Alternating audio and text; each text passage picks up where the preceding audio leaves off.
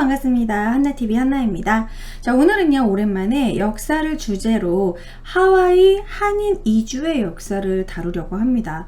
사실 우리나라가 뭐 이민을 가가지고 이제 뭔가 아메리칸 드림을 꿈꾸고 이민을 가장 많이 간 데가 아마 미국일 거예요. 그 중에서도 바로 하와이. 니가 가라 하와이. 아시나요? 옛날 영화 친구?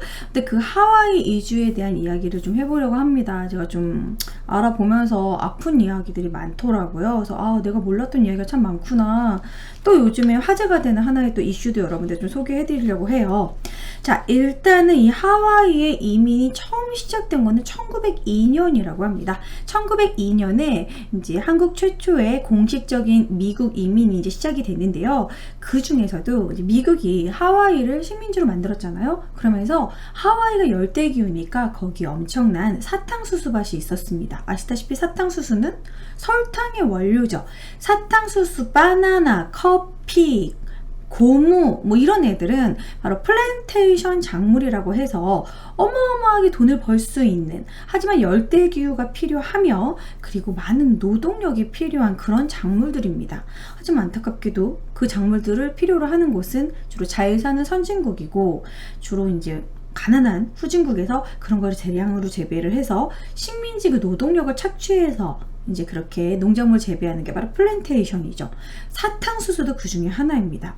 그런데 이제 하와이에 있는 원주민들 가지고는 이 설탕 재배하는 그 설탕 재배협회 그 사탕수수를 재배하는 게 일손이 모자란 거예요. 그래서 하와이에서 이제 설탕재배협회 비숍 회장이 한국에 들어와서 여기에 있는 사람들을 좀 데려가겠다 하면서 이렇게 막 선전을 합니다. 근데 그 선전을 할 때 아주 그냥 좀 약간 이빨린 소리로 선전을 하죠. 이민 노동자 포스터입니다, 실제. 그래서 이 포스터 내용을 보면은요, 대미국 하와이 정부의 명령을 받다, 뭐 여자아이 공포함 이러면서 뭐라고 써있냐면요, 이렇게 써있습니다. 하와이 내용은 하와이의 기후는 온화해서 극심한 더위나 추위도 없고 1년 내내 따뜻하고 거기서 무료 교육도 받을 수 있으며 영어 공부도 할 수 있으면서 1년 내내 어느 절기든, 그러니까 우리나라 같은 경우에는 그때 당시 농경 국가였기 때문에 뭐 여름철이나 농번기 때는 뭐 일을 구하기 쉬웠지만 겨울철엔 또 일을 구하기 어렵다던가 그런 단점이 있었는데, 하와이는 1년 내내 일거리가 풍부하다 막 이런 식으로 얘기를 하면서 막 되게 좋게 써놨단 말이에요. 그래서 그때 사람들한테 이러한 소문이 돕니다. 야, 하와이에 가면은 돈을 많이 번다더라. 하와이에 가면 달러를 엄청 만질 수 있다더라. 그때 당시 이제 달러를 번다라는 거는 이게 사실 여러분 환율의 차이가 있잖아요. 달러는 우리 당시 그때 원화에 비해서는 아주 환율이 높았기 때문에 이런 거죠. 예를 들어 우리나라에 동남아시아 이런 이주민들이 우리나라에서 돈을 벌면 우리나라에서 100만 원만 번다고 하더라도 동남아시아에 가면 그 물가가 확 올라서 동남아시아의 체감 그 금액은 500만 원 정도가 될 수가 있습니다. 그런 시기였기 때문에 달러를 번다 이러면 사람들이 엄청 돈을 많이 번다고 생각을 했던 시기였어요. 그래서 이른바 그때 당시 이제 사람들 이야기로는 하와이는 나무에도 돈이 열린다더라. 하와이에 가면 돈을 엄청 만질 수 있다더라. 그렇게 소문이 났습니다. 그래서 많은 사람들이 너도 나도 하와이로 떠나게 된 것이었죠. 이제 아메리칸 드림이 시작이 됐습니다. 하지만 실상은 어땠을까요? 그 실체를 본다면 또 마음이 안 좋은데, 이 하와이 농장주들이 이제 이런 식으로 설탕 재배협회나 이런 데서 우리나라에서 공문을 보내서 많은 사람들이 넘어갔는데, 그 이민자들이 이제 최초의 이민선 갤리코라고 하는데요, 이 배를 타고 막 꿈을 안고 떠났습니다. 하와이에 가서 돈을 많이 벌어야지 이렇게 생각하면서. 저 이 부분에서 공감이 너무 된 게요, 제가 대학교 때 저는 이제 등록금을 제가 다 돈을 벌어서 이제 등록금을 냈었는데, 휴학을 하고 있었을 때 아는 분이 그 호주 딸기 농장에서 일을 한다고, 딸기 농장에서 일을 하면 최소 1년에 3천만 원을 벌 수 있다고 그래가지고 가려고 했었거든요. 그래서 영어 공부도 하고 호주에서 딸기 농장에서 일하려고. 근데 우리 아버지가 되게 보수적인데도 불구하고 그래 한번 가봐라 그러면서 이제 3천만 원 입금하면 된다 뭐 이렇게 아무튼 얘기하셔가지고 진짜 떠날 뻔했었어요. 근데 이제 이래저래 뭐 이제 비자 문제도 있고 뭐 아무튼 그래서 안 떠났는데, 제가 만약에 그때 떠났으면 저는 이제 호주에서 딸기 농장에서 계속 일하고 있었을지도 모르겠죠. 아무튼 그렇게 갔어. 이 사람들이 이제 갔는데 막상 하와이에 도착했더니 이 사탕수수밭에서의 노동은 와 거의 노예 수준이었다라는 거죠. 얼마나 더웠겠어요. 더운 그 태양볕에 땀을 막 한 바가지로 흘리면서 사람들의 그 대우가, 왜냐면 영어를 못하니까 대화가 안 되니까요, 진짜 실제로 채찍질을 하면서 사람들을 부렸다고 합니다. 여러분 아시다시피 이 백인들이 흑인 노예를 부리고 그랬던 시기에서 얼마 지나지 않아서잖아요. 남북전쟁 이후에.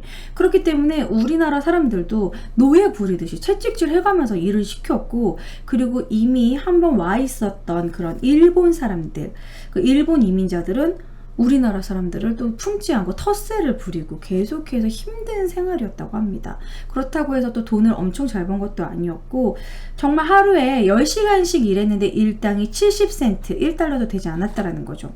일요일을 제외하고 하루에 10시간씩 꼬박꼬박 이 사탕수수밭에서 일을 했던 거죠.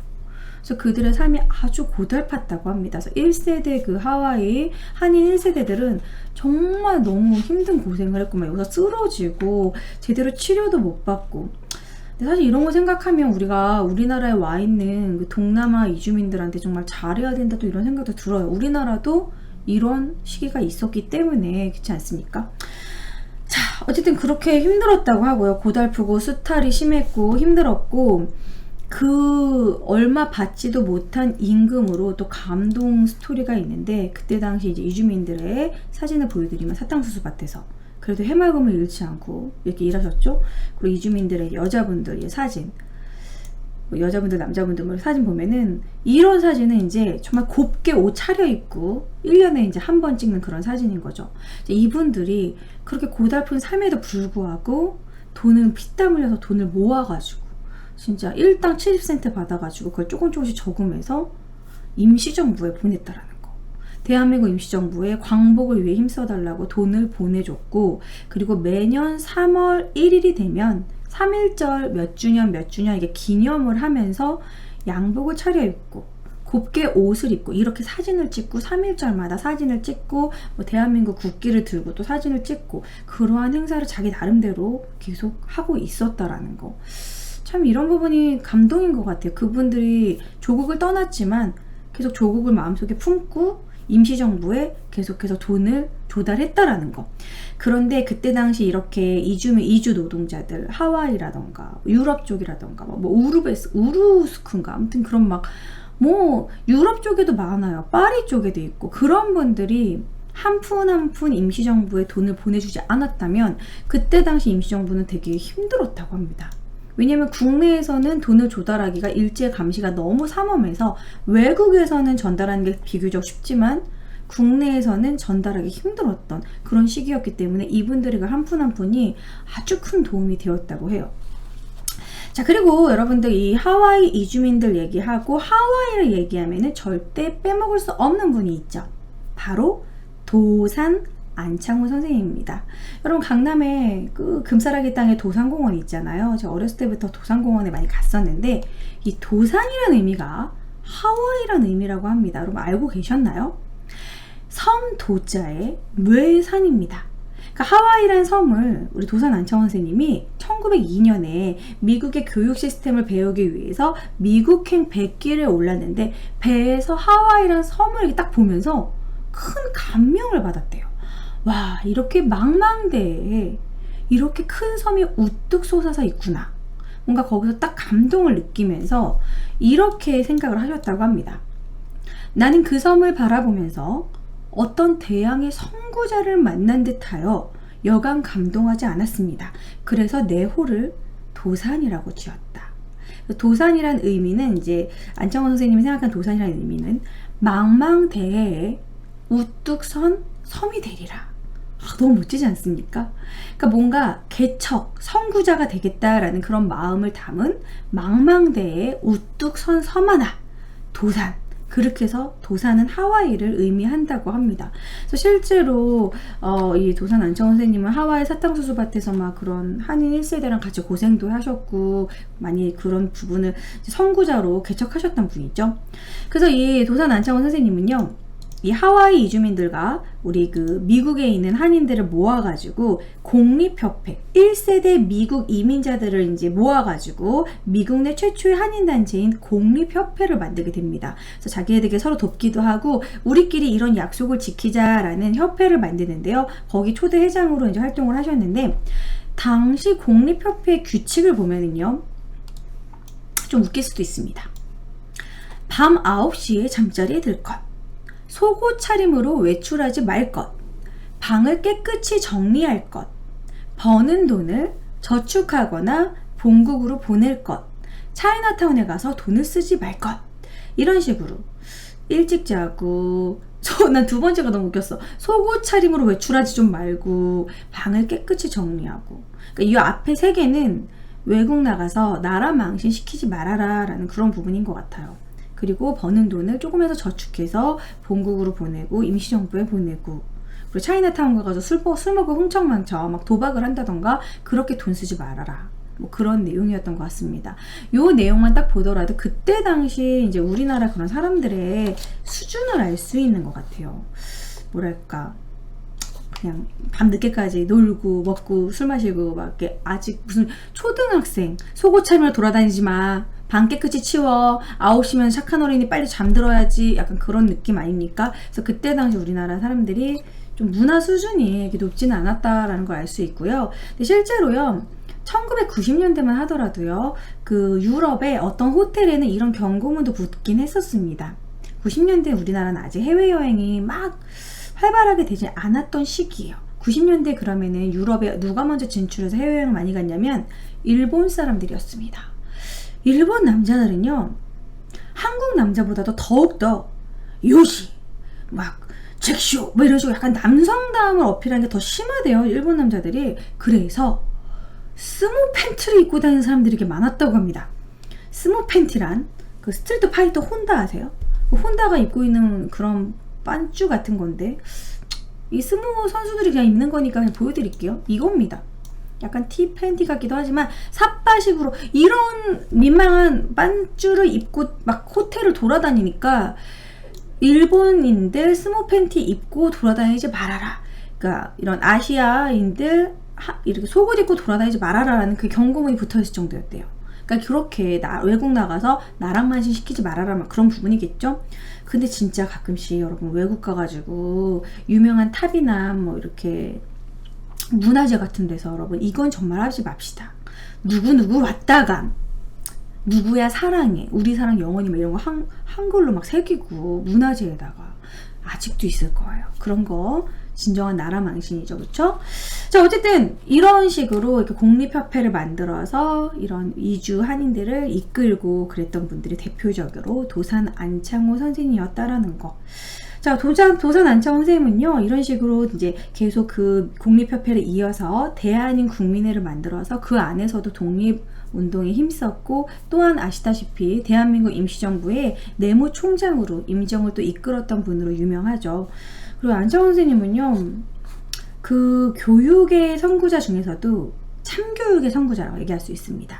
항상 진실되고 진실되라 라고 얘기를 하셨었는데, 죽더라도 사람이 거짓이 있으면 안 된다 이러면서 평소에 약속을 지키는 걸 아주 강조하셨고요. 안타까운 거는 이제 우리 안창호 선생님이 담배를 참 많이 피셔가지고 이제 서대문 형무소에서 정말 많은 병을 앓게 되는데 뭐 폐병부터 해가지고 서대문 형무소에서 결국 많은 병에 걸려서 몸에 막 두드러기도 심하게 나고 그랬었대요. 그래서 일본 사람들이 더럽다고 막 얘기할 정도로 몸에 이제 약간 병이 생겨서 결국에는 나오셔서 그 병으로 돌아가셨던 분이죠. 자, 그래서 또 하와이와 관련된 도산 안창호 선생님의 호의 이야기와 뭐 그런 독립협회 이야기를 했고요. 그리고 또한 이 한인 이주민과 또 관련된 또 안타까운 역사가 있습니다. 여러분 혹시 이 모양이 뭐를 의미하는지 아시나요? 샤카. 우리가 사진 찍을 때 주로 빅토리에 V 이러면 찍는다든지 요즘에는 꽝 뭐 이렇게 뭐 조그만 하트 이러면서 이제 사진 찍잖아요. 이건 뭐 작은 V, 하트 이렇게 얘기하기도 하고요. 우리 미국 대통령 오바마 대통령도 이 샤카 표시를 했었습니다. 이 샤카는 무슨 의미일까요? 샤카는 하와이식으로 인사를 할 때 샤카를 많이 한다고 합니다. 하와이 전통 인사법. 잘 지내? 난 괜찮아. 이러면서 뭐 아니면은 뭐 굿럭, 행운을 빈다, 뭐 괜찮다, 난 무사해. 그리고 특히 그 하와이에서 서퍼들 있죠. 이렇게 막 파도 타기 하는 서퍼들이 괜찮아, 나 뭐 무사해 라고 얘기할 때 샤카로 많이 인사를 하기 때문에 하와이 전통 인사가 샤카예요. 그런데 이 샤카에 대해서 왜 이 샤카가 나온 것에 대해서는 여러 가지 설이 있습니다. 뭐 서퍼들이 그 상어한테 손가락을 깨물어가지고 상어한테 물려서 손가락이 얼마 남지 않은 상태에서 흔들어서 샤카가 됐다는 얘기도 있지만, 가장 유력한 설을 하나 소개해드리려고 하는데 마음이 안 좋아요. 이게 뭐가 있냐면 이게 사실 역사적으로 이 샤카의 제스처는요, 가장 유력한 설을 제가 소개를 해드릴게요. 바로 설탕 공장에서 일하던 노동자들, 그 안에는 한인 이주민들도 많이 포함이 되어 있습니다. 사탕수수 노동자들은요, 사탕수수를 설탕으로 만드는 그 과정에서 앞찾기 롤러에 사탕수수를 계속 쭉 넣어서 즙을 짜야 되는데, 그 롤러는 손이 빨려 들어가서 이렇게 밀다 보니까 손을 미처 빼지 못하고 손이 많이 잘렸었다고 해요. 그래서 여기 손가락들이 하나 둘씩 다 절단이 돼서 이렇게만 남은 거죠. 그래서 이제 이 손으로는 일을 하기가 너무 힘드니까 결국 사탕수수 그 공장에서 일을 못하고, 이 노동자들이 이제 일할 수 있는 곳이 너무 없어서 열차 보안요원으로 일을 많이 했다고 합니다. 그 열차 보안요원이 그때 당시 왜 필요했냐면, 열차를 무임승차하는 사람들이 많았다고 해요. 특히 어린아이들이나 이런 애들이 이제 장난기만 한 애들이 열차를 올라타기도 하고 재미로 올라타기도 했겠지만 돈을 안 내고 올라타는 사람들이 많아가지고 이제 그들을 저지하고, 이제 올라타는 사람이 없다, 왜냐면 올라타다가 많이 다치기도 하니까 올라타는 사람이 없다라고 하면서 손을 이렇게 흔드는데 거기서 샤카의 동작이 처음 나타났다고 합니다. 그런데 또 이 어린아이들이 이 보안요원이 손을 이렇게 흔드니까, 손이 이 상태에서 흔드니까 어린아이들은 또 그걸 약간 놀리려는 것도 있고, 보안요원이 이거로 이렇게 서로 이렇게 통용이 되면서 보안요원 없어 이러면서 또 흔들게 되면서 괜찮아, 무사해, I'm okay, 지금 상황 오케이야, 이런 식으로 또 통용이 돼서 샤카가 시작됐다는 얘기도 있어요.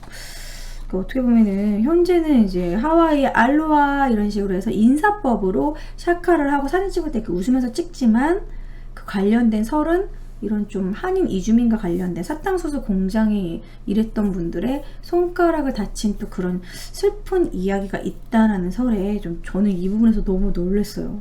왜냐면 이 샤카는 하와이에 가면 다들 이러고 사진 찍거든요. 다들 막 이요 이런 거랑 비슷한 느낌인데, 이렇게 슬픈 이야기가 있었구나. 좀 마음이 안 좋더라고요. 자, 그리고요, 미국 하와이에 오아후 섬이라는 곳에는 한반도 마을이 있다고 합니다. 우리나라 지도 모양의 마을이 형성되어 있다고 하는데요. 전 이게 뭔 소린가 처음에 그랬는데, 보세요. 이거는 여러분들이 보셔야지 딱 느낌이 납니다. 자, 산 중턱에 허가를 받은 곳에만 집을 이렇게 막 짓다 보니까 어떤 각도에서 우리나라 지도랑 똑같다라는 말이죠. 보이세요? 우리나라 지도 모양 S라인. 자, 야간에 본 모습입니다. 더 느낌이 살죠? 자, 이런 식으로 특정 각도에서만 우리나라 지도로 보인다고 하는데요. 이 미국 하와이 오아후 섬은요, 진주만 공습으로도 유명했던 그 지역입니다. 그래서 여기에 이 1941년 진주만 공습에 그 일어났던 역사적인 장소인데, 여기에는 우리나라 독립운동부터 해가지고 한인 이주 그런 1세대 분들이 많이 살았던 곳이고, 지금은 한인뿐만이 아니라 뭐 중국인, 일본인, 서양인들이 많이 이제 섞여서 살고 있는데, 그래서 어쨌든 한인 이주민들이 살았던 곳인데 이렇게 우리나라 지도 모양을 하는데 우연히 이렇게 됐다는 부분에 대해서 그냥 제 생각에는 한인 그 이주민 1세대 분들이 많은 고생을 했었고, 그리고 여기에 또 그런 노동자분들의 무덤이 되게 많대요. 그래서 뭔가 그런 아픈 역사를 갖고 있는 장소이기 때문에 그분들의 그런 우리나라를 그리워하는, 한반도를 그리워하는 그 향수병이 이렇게 지도로 만든 것이 아닐까, 그런 진풍경은 아닐까, 또 그런 생각을 해봅니다. 어디로 이민을 갔던지 항상 뭐 힘드셨겠지만, 이 하와이 이주민들의 이야기, 이게 무한도전에서도 나왔었고, 그리고 최근에는 뭐 한끼줍쇼 여기서도 나왔었고, 이런 고강도 노동 정말 고생을 했던 그때 당시에 약 7,400명 정도가 하와이 이주를 갔고 1세대 분들은 정말 많이 고생을 하셨다고 해요. 이런 부분을 보면서 또 하와이 인사 이 샤카가 또 이렇게 아픈 의미를 갖고 있다라는 것도 여러분들 좀 알고 계셨으면 좋겠다 하면서 오늘은 하와이 이주민 1세대에 대해서 준비를 해봤습니다. 저는 이 이야기를 하면서 참 우리나라의 옛날 모습이 지금 동남아시아 사람들하고 똑같지 않나. 그래서 여러분들이 혹시 길에서 동남아시아 사람들을 만나게 된다던가 길을 묻는다던가 뭔가 도움을 청할 때 좀 웃으면서 잘해주면 어떨까 이런 생각이 들어요. 사실 되게 이상한 게 뭐 영어로 누가 길을 물어볼 때 서양인이 그냥 유럽 사람들이나 미국인이 얘기하면 I don't speak English 웃으면서 이러는데 약간 얼굴이 좀 까무잡잡한 동남아시아 사람들이 와가지고 뭐 그러면은 좀 그 나라가 못 사는 나라라고 해가지고 좀 무시하는 사람들이 있어요, 종종. 여러분들은 나는 어땠는지 한번 돌아보시고 그분들을 보면서 우리도 옛날에 저랬었는데 하면서 조금 더 따뜻한 눈길로 바라봐주고 잘해주는 건 어떨까 또 이런 생각이 듭니다. 다문화로 이렇게 자연 속에 이어지죠. 자, 오늘은 미국 이주 한인 1세대 그런 가슴 아픈 사연을 준비해 봤고요. 여러분들 뭐 또 다른 이야기, 사실 여기 말고도 우리나라가 뭐 이런 강제 노동이라든지 지금 우리나라 그런 이주 뭐 오사카에도 많은 분들이 남아있고 뭐 3세대, 4세대, 5세대까지 남아있는 뭐 사할린 이주민들의 그런 아픈 사연들이 많거든요. 뭐 고려인이라던가 나중에 천천히 다 다뤄보도록 하겠습니다. 그럼 다음에도 알찬 컨텐츠로 찾아오도록 할게요. 오신 분들, 구독 안 하신 분들은 구독도 부탁드리고 좋아요, 알람 부탁드립니다. 다음 컨텐츠에서 또 만나도록 할게요. 안녕.